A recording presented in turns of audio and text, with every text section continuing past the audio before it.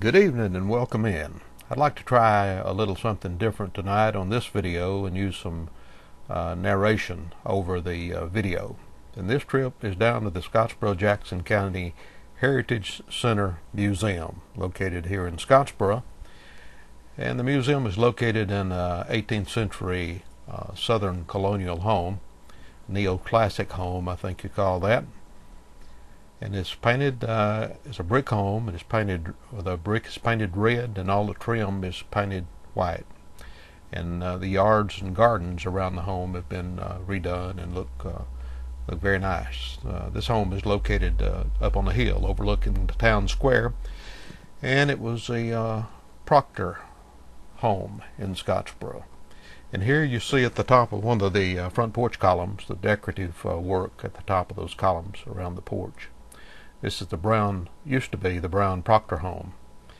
And this is a scene, a shot looking across the porch. You can see the four columns and an upstairs balcony over the front porch. Part of the garden, and what I tried to film here was some beautiful butterflies flying around in the flowers and the greenery. But I think by the time I upload it on YouTube and lose some resolution, all you'll see is some green plants. But just take my word for it. There were some beautiful yellow and blue and orange butterflies flying all around these flowers there at the Heritage Center.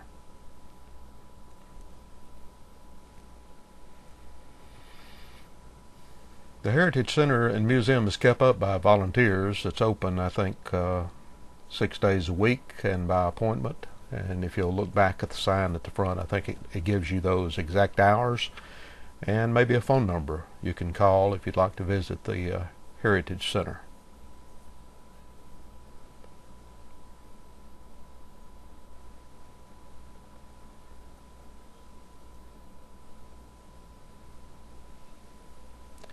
This view is from the rear of the Heritage Center. It gives you a very good look at the roof line.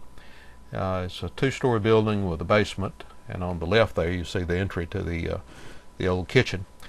Back behind the Heritage Center, the museum has brought in some original log cabins from around Jackson County, and this is one of those cabins located on the back side of the hill from the Heritage Center. When they first built these, they actually had shake roofs on them, but through the years those deteriorated and they've gone to metal roofs. This is an old pole barn that's taken from somewhere out in the county. You can, on the middle left there, see the pole work, which was typical for early barn construction. And I think I had my exposure just a little bit bright here, but that's some old wagon wheels or buggy wheels setting up against a wall. And here's a shot of the methods of putting logs together in log homes, where they cut out and overlap, interlink the logs so they won't fall apart, and they chink with mud or whatever in between. This is a close-up view of limestone rock in the fireplace of one of the cabins. I like patterns, so you'll notice several patterns I've photographed through here.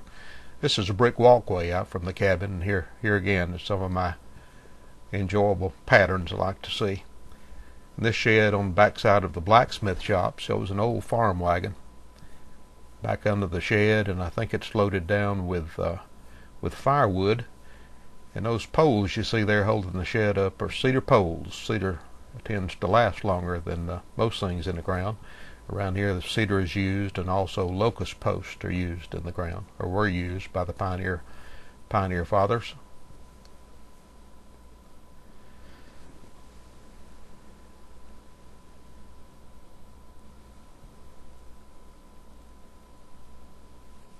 And again, I overexposed a bit. I think I touched the wrong button on the camera, but you can see some pretty flowers. Can't call the name of these right now, even though I have some of these in my own yard.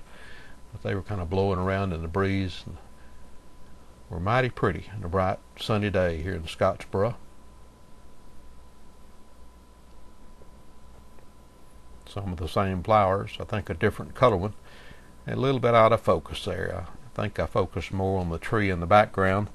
And I mentioned locust. I believe that's a locust tree there in the background from the looks of the leaves. And those things are hard as rocks, and you can put a post in the ground and it'll stay there 20 years. That was what was used before treated lumber came along. This is an old window looking into the blacksmith shop. You notice broken on one of the panes there.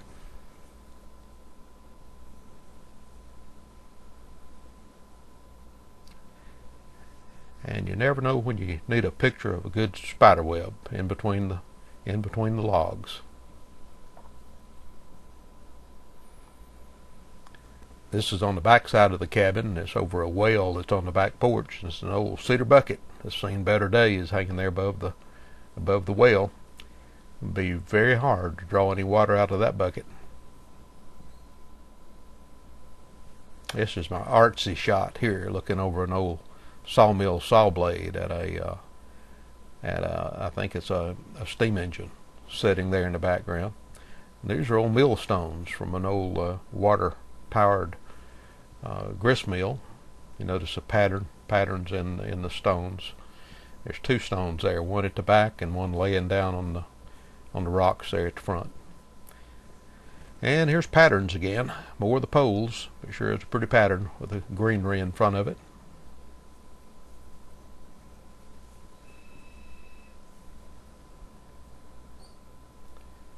Now I was kind of down behind the barn, looking out by the wagon wheel and look at a log. It's an old log schoolhouse up there, and we'll show you the bell tower on that schoolhouse. And there it is. No bell, but we have the tower. Still a pretty shot, I think.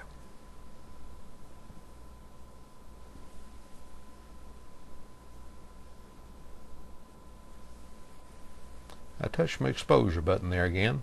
Like I say, I'm still learning how to do video recording and made a few little miss shots on some of these. I had the exposure off.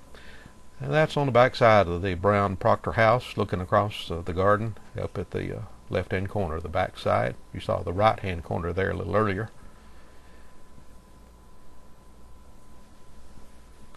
And I guess I might as well describe this shot. That's the back side of the Andrew Jackson statue on the square.